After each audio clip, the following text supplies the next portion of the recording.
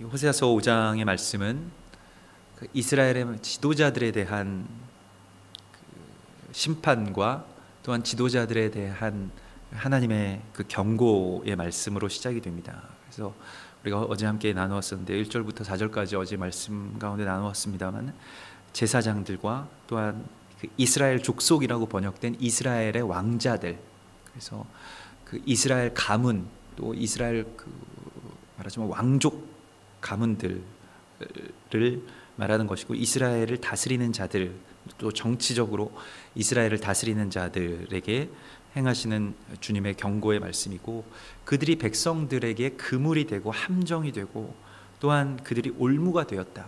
백성들이 더 이상 하나님께로 나아갈 수 없고, 또한 백성들이 온전히 그 주님 앞에서 참으로 왕과 같은 제사장으로 설 수 없도록 하는 장본인들이 누구냐 하면 바로 지도자들이라는 것입니다. 영적인 지도자들, 그리고 실질적인 그 존귀한 자들, 그래서 부와 또 권력을 가지고 있는 자들이 이 백성들을 올무로 잡고 또 그물로 잡고 그들이 정말로 하나님 앞으로 나오지 못하도록 막는다는 것입니다. 우리는 이러한 역사들을 잘 알고 있는데,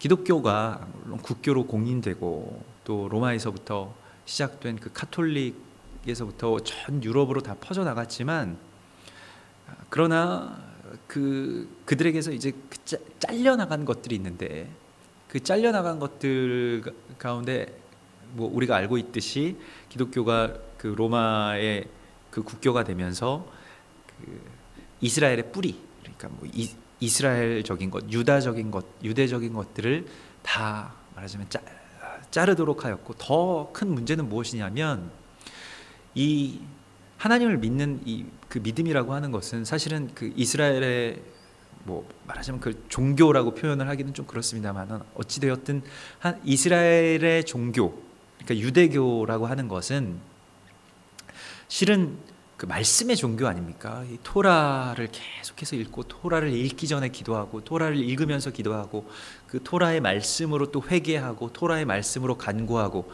그러한 것이 이제 계속 그 이스라엘의 종교인데, 그런데 기독교화되면서, 그러니까 그 예수 그리스도께서 메시아로 오셨을 때에 어떤 새로운 종교처럼 이것을 그렇게 새롭게 뭔가 구성해내면서 가장 중요한 것들을 다 잃게 만들었다는 것입니다. 그래서 가장 중요한 것이 무엇이냐면, 결국에는 말씀을 백성들 가운데서 뺏어간 것이죠, 지도자들이. 그래서 성경의 말씀을 성도들이 읽을 필요가 없게끔 만들었습니다. 설교라는 것이 없고, 성도들이 알아들을 수 없는 라틴어로, 예전부터 예전에는 책도 사실은 사람들이 다 같이 읽을 수 없고 귀한 것이긴 하였습니다만, 그러나 성도들이 읽을 수 없게끔, 또 알지도 못하게끔 가르치지도 않고, 또 문자를 알려주지도 않고, 그냥 아주 소수의, 극소수의 그 종교 지도자들, 사제 집단들만이 라틴어 성경을 자신들도 별로 큰 의미를 알지 못한 채로 그냥 읽는 거예요. 그리고 끝입니다. 말씀을 읽을 수도 없게 하고 가르칠 수도 없게 하고, 그냥 그 가운데서 아주 종교적인 행위 안에 갇히게끔 그렇게 만들었던 것입니다. 이것이 엄청난 교회의 폐해가 됐죠. 그래서 사실은 지금은 성경이 굉장히 흔하고 우리가 성경을 읽을 수 있다는 것이 별로 큰 감동이 없습니다만은, 이렇게 말하자면 평신도들이 성경을 읽을 수 있게 된 그 시기가 그렇게 오래지 않습니다.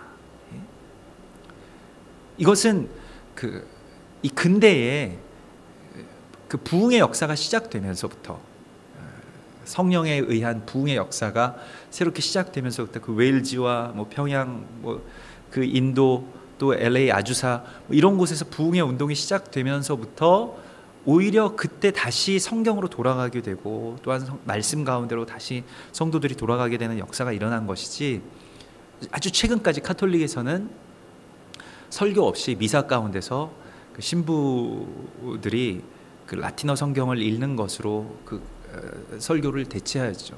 그냥 성만찬을 하고, 대신에 그런 어떤 종교적인 행위, 성만찬과 또한 그 기도문을 읽고 그리고 일어섰다 앉았다 하는 것을 통하여서 그리고 그 어떤 뭐 토라를 통한 회개가 아니라 그 속죄 그 뭐 그러한 고해성사를 통해서 또 회개가 있고 뭐 이러한 식으로 이제 이것을 막 다 뒤바꾸어 버렸다는 것입니다. 그래서 그 안에서 결국에는 무엇인가가 그 아주 거대한 어떤 악의 그런 그 음모에 의해서 이것이 다 제거된 것을 우리가 보게 됩니다.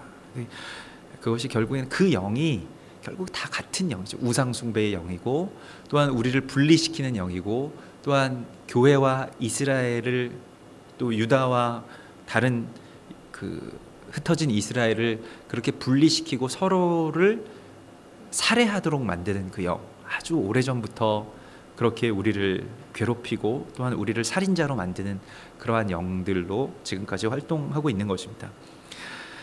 그래서 그것을 오늘 지도자들에 대한 심판의 말씀이 계속해서 이어지는데 5절의 말씀입니다. 이스라엘의 교만이 그 얼굴에 드러났나니 그 죄악으로 말미암아 이스라엘과 에브라임이 넘어지고 유다도 그들과 함께 넘어지리라. 그래서 지금 그들의 우상숭배라고 하는 것이 결국 어디에서부터 나온 것이냐면 교만에서부터 나왔다는 것입니다. 우상숭배는 하나님께서 우상숭배에 대해서 선지자를 보내셔서 이것을 경고했을 때 그들이 돌이킬 수 있는 기회가 너무나도 많았습니다.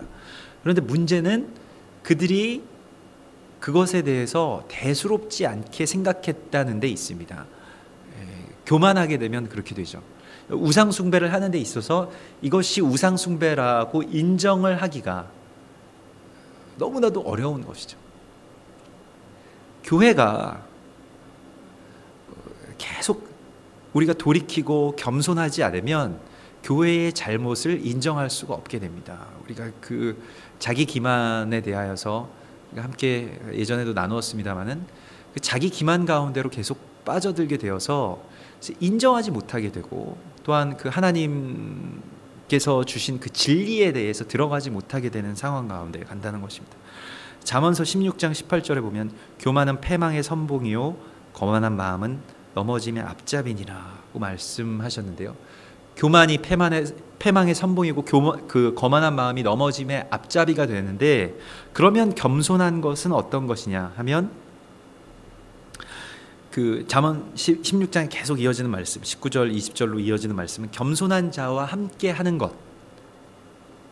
그래서 겸손한 자와 함께하여 마음을 낮추는 것, 그것이 생명의 길이고 교만한 자와 함께 탈취물을 나누는 것보다 낫다라고 말씀하시는데 겸손한 자와 함께 하는 것이 무엇이냐면 바로 우리가 그리스도 예수 그 아주 가장 겸손한 그 왕이시며 또 가장 낮은 곳에 처하신 예수 그리스도와 함께 하는 것이고 그것은 어떻게 이루어지냐면 그 잠언 16장 20절에 보면 삼가 말씀에 주의하는 자는 좋은 것을 얻나니 여호와를 의지하는 자는 복이 있느니라.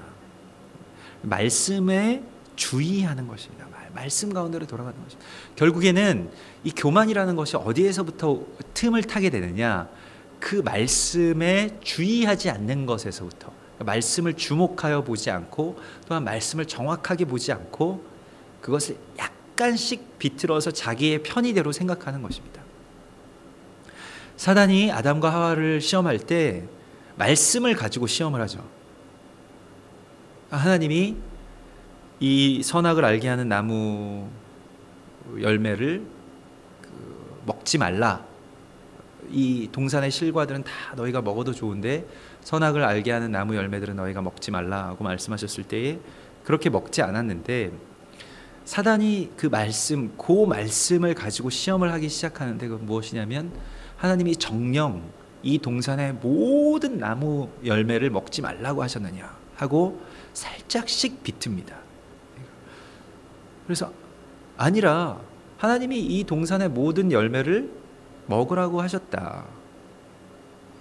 그러나 이 선악을 아는 나무 열매만큼은 먹지 말라고 하셨다. 이렇게 말하는데 그 한 가지. 그래서 그 전체 그 한 가지 하지 말라고 하신 하나님의 말씀이 법임에도 불구하고 그 전체와 이렇게 대입시키면서 아주 대수롭지 않게 교만함 가운데로 들어가게 되고, 그리고 이걸 먹으면 눈이 밝아져서 하나님과 같이 될까봐, 하나님과 같이 될까 하여 그런 기대를 가지고 그런 교만한 자리 가운데로 올라가고 싶은 마음, 그것이 건드려졌던 것입니다.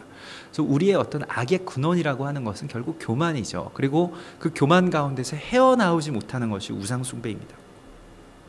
우상을 숭배한다는 것, 지금 이 시대에도 계속해서 일어나는 일임에도 불구하고 어느 시대에나 자신들이, 또한 특별히 하나님을 믿는 사람들에게 있는 가장 큰 시험은 무엇이냐면, 이게 지금 하나님을 대적하는 일이 되고 하나님의 말씀을 거역하는 일이라고 생각을 할 수 없게끔 만드는 것입니다. 자기 판단, 자기의 의, 그리고 자기의 판단과 생각 가운데서 하나님의 말씀을 재단하려는 것입니다. 그래서 베드로가 십자가를 거부하자고 예수님께 간청하는 것처럼 그런 일이 있어서는 안 된다. 그러한 십자가나 고난 같은 것들은 우리 가운데 있어서는 안 된다라고 그렇게 말하는 것과 꼭 같은 것이죠. 그래서 그들의 그 교만이 얼굴에 드러나고 그 죄악으로 말미암아 그 교만한 목이 곧은 백성이 되어서 이스라엘 백성들이 이제 넘어지게 되고 유다도 그들과 함께 넘어지게 된다는 것입니다. 생각을 해보면 이스라엘과 같이, 그 이스라엘 백성들과 같이 이 말씀에 집중해서 주의해서 본 백성들도 드물 것입니다. 아주 유일하죠. 전 세계에서 유일한데, 그런데도 그들이 넘어지게 된 것은 이 말씀을 주의해서 보면서 거기에서 겸손을 잃게 되면 아무 소용이 없다는 것입니다. 이스라엘 백성들 외에 예전에 독일 사람들이 말씀에 대해서 또 어떤 일가견을 이루고 일가를 이루었죠. 그것이 엄청난 신학이 그렇게 높아지게 되고, 그러함에도 불구하고 그들이 그 자신들의 함정에 빠지게 되고 오히려 신앙을 잃고 또 오히려 성령의 임재를 잃는 그러한 큰 참패를 맛보게 된 것이 바로 교만 때문입니다. 그래서 6절에 보면 그들이 양떼와 소떼를 이끌고 여호와를 찾으러 갈지라도, 이것은 이제 하나님께 엄청난 예배를 드리러 가는 거예요. 회개의 예배를. 양떼와 소떼를 끌고 여호와를 찾아간다는 것은 그 제물로 바칠, 제단의 제물로 바칠 그 제물들, 양과 소를 끌고 그걸 떼로 끌고 가서 회개한다 할지라도 만나지 못할 것은 이미 그들에게서 떠나셨습니다. 우리가 진정한 회개 없이 어떤 물량으로 하나님에 대한 그 예배가 회복될 수 없는 것입니다. 회개가 먼저이죠. 항상 예배는 회개가 먼저인데, 그것은 회개는 아주 철저한 낮아짐에서부터 시작이 되는 것입니다. 아주 주님께서 나를 너무 사랑하시고 나의 비참함이 깨달아지고 또한 나의 잘못들이 밝혀지는 것이, 눈이 열리는 것이고 내가 이전까지 보지 못했고 듣지 못했음을 알게 되는 것이죠. 그로 말미암아서 지은 범죄들에 대해서 하나님께 탄식하면서 올라가는 것인데, 그러한 것이 없이 종교적으로 그냥 소떼와 양떼를 끌고 간다고 할지라도 하나님께서는 그 이미 돌아서셨으므로 그러한 예배를 받지 않으신다라고 말씀하십니다. 지금 이스라엘이 이제 호세아 시대에서 이제 점점 그 강성한 가운데서도 어떤 불안들이 있죠. 그래서 저쪽 아수르가 아주 신흥 제국으로 이제 서기 시작하고, 또 전통적인 제국인 이 남쪽에 애굽이 있습니다. 그래서 아수르와 애굽 중에서 어디에 줄을 서야 할 것이냐, 이것이 지금 이스라엘의 큰 문제였어요. 그 사이에서 뭐 무역을 하고 거기에 이제 그 연결고리가 되기 때문에 많은 돈을 벌게 되면서 가장 부강한 나라가 되었지만은, 부강한 나라가 된 이후부터 견제가 들어오기 시작하고 또 욕망의 대상이 되기 시작하죠. 그래서 결국 이 이스라엘은 이 애굽에 줄을 서기로 합니다. 그래서 애굽에 가서 조공을 바치고 물자를 대고 뭐 그렇게 함으로써 아수르를 견제하려고 하는데 그것이 실패하죠. 그래서 아수르에 의해서 멸망을 당하는 것이 이스라엘입니다. 지금도 우리나라도 마찬가지인데, 미국 한국에 잘 보일 것이냐, 뭐 중국에 잘 보여야 하느냐, 뭐 이렇게 그 많은 논의들이 있습니다만은 뭐 그 중에서 뭐 이렇게 줄타기를 해야 하는 그런 처지 가운데 있습니다만은 우리가 오직 주님을 의지하는 대로 나아가지 않으면 어떤 나라를 의지한다 할지라도 멸망하는 그 역사를 하나님께서 오늘 우리 가운데 보여주십니다. 그리고 또한 7절에 보면 그들이 여호와께 정조를 지키지 아니하고 사생아를 낳았으니 그러므로 새 달이 그들과 함께 기업을 삼키리로다. 이게 이제 호세아서의 아주 전형적인 말하자면 그 약간 어떻게 보면 그 심판과 또한 희망의 메시지가 함께 혼재해 있어서 그 심판의 메시지처럼 보이지만 그 안에 하나님의 그 회복의 약속 언약을 심겨 놓은 아주 독특한 그 호세아서만의 그러한 표현입니다. 이 어떤 표현이냐면 그들이 여호와께 정조를 지키지 아니하고, 이것은 이제 뭐 고멜과 같이 아주 음란하고 그리고 그 영적인 음행 가운데서 멸망하게 되는 것을 말하죠. 이게 이제 호세아서에 전체적으로 나와 있는 어떤 사실, 팩트입니다. 그런데 그 정조를 지키지 아니하고 사생아를 낳았다라고 말하는데, 이 사생아라는 거 번역된 이 그 히브리어는 그냥 말 그대로 그냥 이방인을 낳았다는 것입니다. 이 사생아라고 번역해서는 안 됩니다. 이방인들을 낳았다. 그러니까 그들의, 우리는 지금 이 비밀에 대해서 우리에게 열어주셨기 때문에 알고 있는데, 이 구절에 대하여서 이스라엘 그 모든 주석가들이나 번역가들이 아주 골치가 아픈 거예요. 왜냐하면 이스라엘이 정조를 지키지 않았는데 어떻게 이방인들을 또 낳게 되느냐. 그래서 그걸 그냥 사생아라고 의역을 해버린 것입니다. 그래서 뭐 이스라엘이 말하자면 뭐 이방화되었다, 뭐 이렇게 생각할 수도 있는데 그것이 맞는 말이지만, 팩트이지만은, 그러나 이스라엘의 멸망하는 것이 이방인들을 낳는 것이 되는 것에 대한 비밀이 호세아서 곳곳에 숨겨져 있습니다. 그래서 전부터 계속 말씀드렸지만 이 북이스라엘이 흩어지게 되는 것이 온 열방에 말하자면 이스라엘의 씨앗들을 심는 것이죠. 그래서 이스라엘이라는 나라 하나를 완전히 가루로 만들어 흩으셔서 주님께서 이스라엘이라는 씨앗을 심으시고 또한 온 열방을 당신의 백성들로 말하자면 입양시키시는 것입니다. 편입시키시는 것입니다. 그 씨앗을 심으셔서 자라게 하시는 것입니다. 그것이 오랜 시간이 걸렸지만은 결국에는 이스라엘에서 볼 때 땅끝인 우리에게까지 이 씨앗이 들어와서 우리가 지금 하나님의 백성들로 그렇게 세워지고 있는 것입니다. 그것이 바로 이 이스라엘이 정조를 지키지 않아서 낳은 사생아, 곧 이방인들인 것입니다. 이방의 교회인 것입니다. 그래서 그렇기 때문에 우리는 이것을 아주 명확하게 호세아서를 해석할 수 있는데, 그러므로 새 달이 그들과 그 기업을 함께 삼키리로다. 이게 무슨 말일까요? 이 새 달이라는 것이 결국에는 그 로시 호데시라는 그 월삭을 말하는 것입니다. 그러니까 새 달 이렇게 말하면 이 월삭 예배를 말하는 것인데, 이 월삭의 근원은 무엇이냐면 그러니까 말하자면 유대력으로 하나님께서 새로운 달력을 주셔요. 사실은 이스라엘 백성들의 출애굽하면서 그들의 어떤 공간이 거룩하게 되기 이전에 이스라엘 백성들에게는 먼저 시간을 거룩하게 하십니다. 그래서 새 달을 주셨어요. 그러니까 새로운 달력을 주시는 것입니다.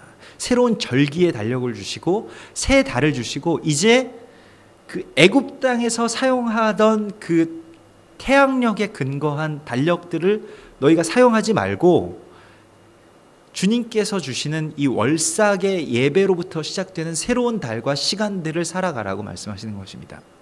그래서 이 로시 호데시가 시작이 되었는데, 그 월삭이라고 하는 것은 월삭 예배, 월삭을 지키는 자들이라고 하는 것은 유대인들의 아주, 그러니까 이스라엘의 가장 대표적인 정체성이라고 할 수 있겠습니다. 이것은 세상과 구별되는 시간 가운데로 우리가 모두 다 들어와 있다 라고 하는 대표적인 정체성이라고 할 수 있어요. 우리는 지금 월삭 이렇게 하면 무슨 말인지도 잘 모르죠.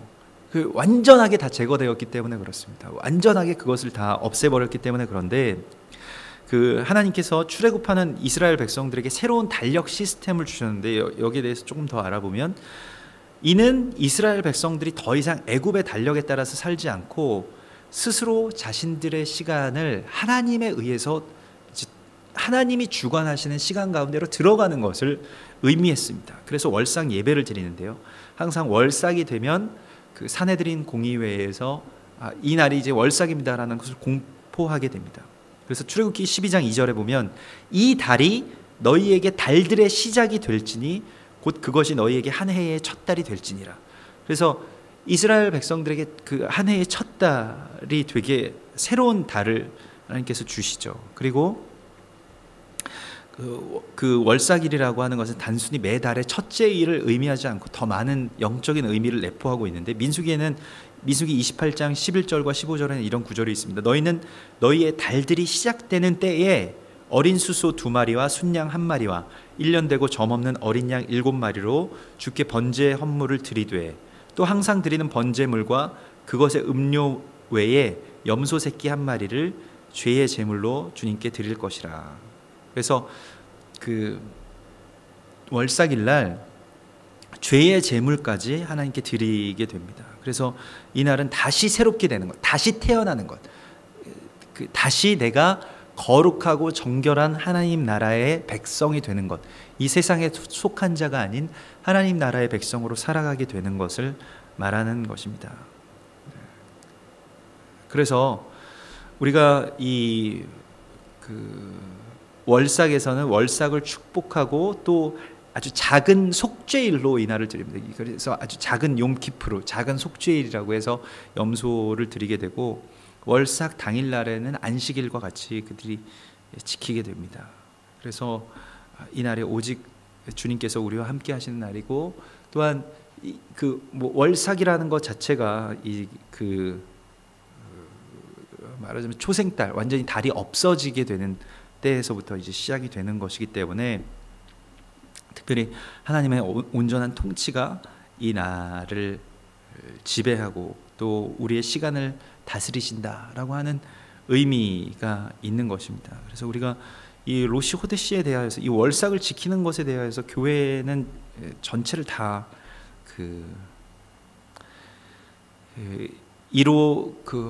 잃어버리고 말았는데 사실은 그 메시아닉 유대인들 가운데서는 이제 월삭을 다시 지키자는 운동, 그러니까 메시아닉 유대인들뿐만이 아니라 또 메시아닉 사역을 하는 기독교인들 가운데서도 월삭 예배를 드리는 곳이 있죠. 골로새서 2장 16절에 좀 논쟁적인 구절이 한 구절이 나오는데 그러므로 아무도 먹는 것이나 마시는 것으로 인하여 또 거룩한 날이나 월삭이나 안식일에 관하여 너희를 판단하지 못하게 하라. 이 말씀에서 이 판단하지 못하게 하라는 것에 대해서 좀 논쟁하기도 합니다. 우리는 아직 여기에 대해서는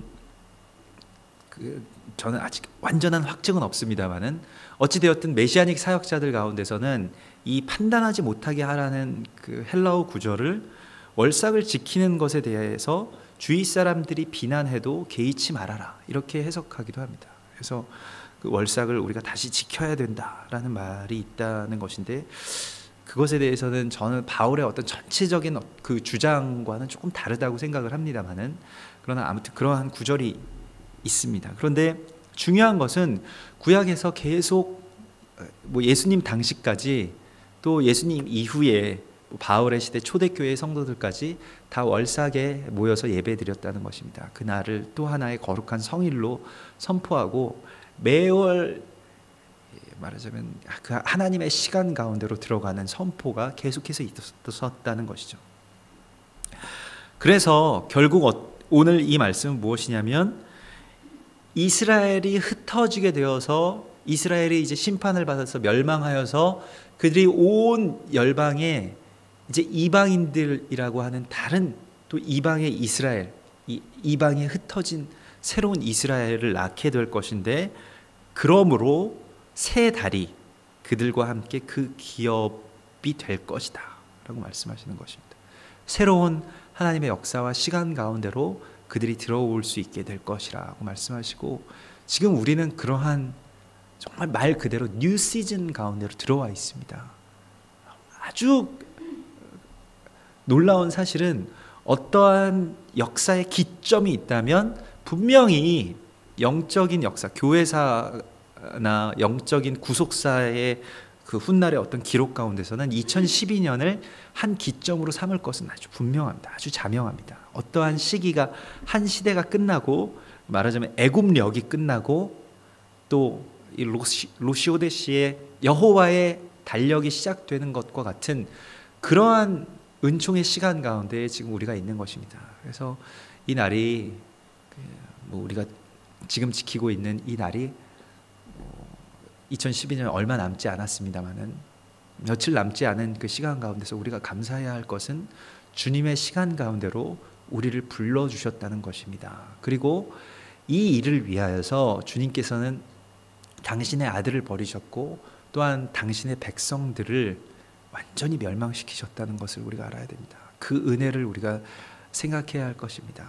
그러한 정말 주님의 결단이 없었으면 우리는 아직도 그저 이 세상의 시간 가운데 머물러 있었을 것입니다. 그리고 세상의 가치와 또 세상의 시간 안에서 계속 쫓기고, 그리고 허망하게 흘러가고, 그러한 시간 가운이 아니라 이제부터는 하나님과 함께 은혜의 문들을 열어가는 시간이 될 것이라고 주님께서 말씀하십니다. 우리 시간들이 버려지는 시간들이 아니라 이제는 쌓아져가고, 우리의 그 시간과 시간들이 다 모여진, 우리가 이 세상의 시간이라고 하는 것은 없어져 버리는 건 아닙니까? 지나가면 없어지잖아요. 그런데 하나님의 시간은 어떻습니까? 지나간 것들이 나중에 다시 조합됩니다. 아, 그때 지금 오늘 이 일을 위해서 그때 이런 일들이 있었구나 하고 다시 그 시간들이 감사와 고백들로 당겨져 오는 것이죠. 그것이 우리나라 말로 하면 간증이고, 그것이 감사이고 찬양인데, 그러한 시간 가운데로 주님께서 우리를 이끄시는 것입니다. 굉장히 신비한 하나님의 역사가 지금 우리 가운데 열리고 있고, 교회는 훗날에 이 날을, 또한 2012년을 기억할 것입니다. 그래서 우리가 지금 이 시간 가운데로 하나님께서 우리를 불러주신 것은 정말 전적으로 주님의 은혜입니다. 우리 이럴 때 계속해서 겸손하게 주님 앞에 엎드리고, 다시 주님의 말씀 가운데 집중하고 주의하고, 정말 거룩한 겸손한 자들과 함께 또 그리스도 예수의 겸손을 본받아서 늘 주님을 묵묵하게 따라갈 때, 주님께서는 주님의 시간 가운데서 우리를 늘 기쁨의 노래를 부르게 하여 주실 것을 믿습니다. 우리 함께 기도하겠습니다. 우리가 이 정오 예배 가운데서는 이제 이 유대인들 회당에서 시두르라고 하는 그 기도문을 낭독을 하게 됩니다. 그래서 그 낭독하는 기도문과 함께 그 오후 기도문, 아침, 점심, 저녁 그 기도 가운데서 그 기도문들을 우리가 함께 같이 읽겠는데요. 그런데 제가 이제 나중에 스크린에 띄우겠습니다만은, 그래서 이 읽는 그 기도문이 그 죽은 자 이 낭독을 하는 기도문이 회당에서 유대인들이 하는 그 정오의 기도문들을 같이 이렇게 나누도록 하겠습니다. 그래서 그 기도 가운데서 또 새로운 또 기도로 우리가 열릴 수 있도록 우리가 늘 그렇게 기도하겠습니다.